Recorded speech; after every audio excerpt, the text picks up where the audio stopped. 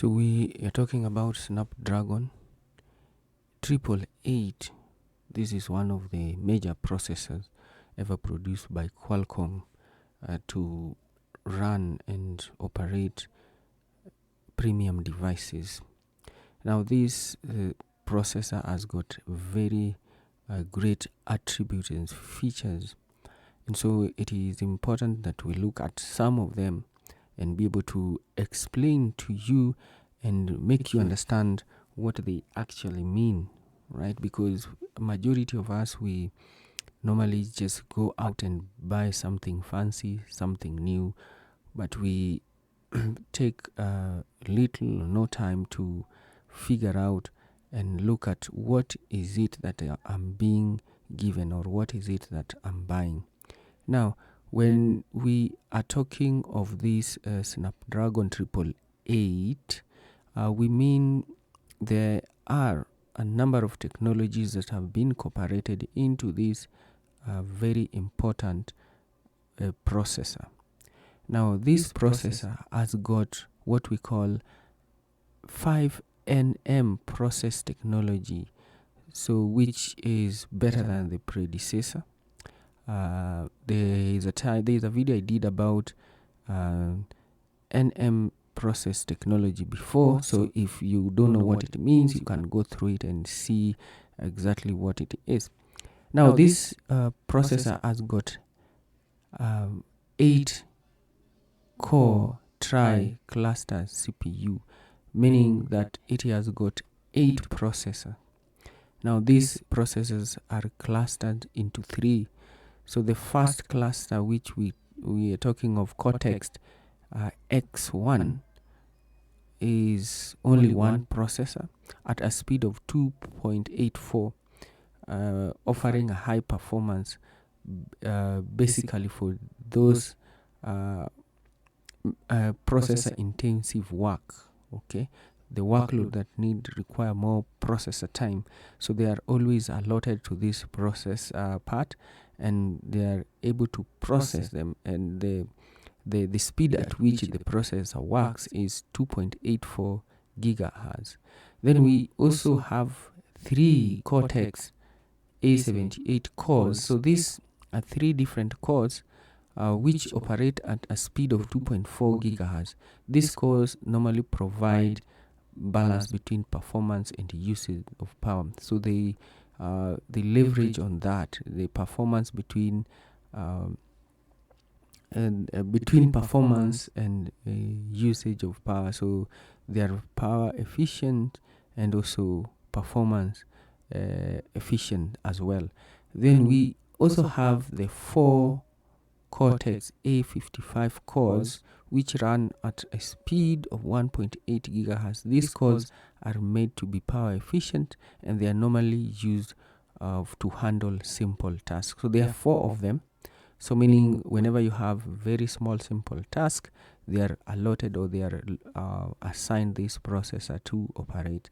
Now, apart from the 8 cores that exist within this processor, we also have the GPU,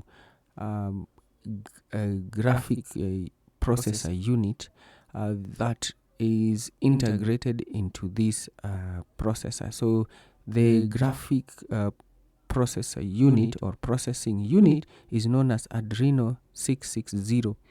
So it offers better performance on graphics. So basically, this is a special processor that has been created or fitted within this processor to help the system to manipulate and work with videos and images, 3D.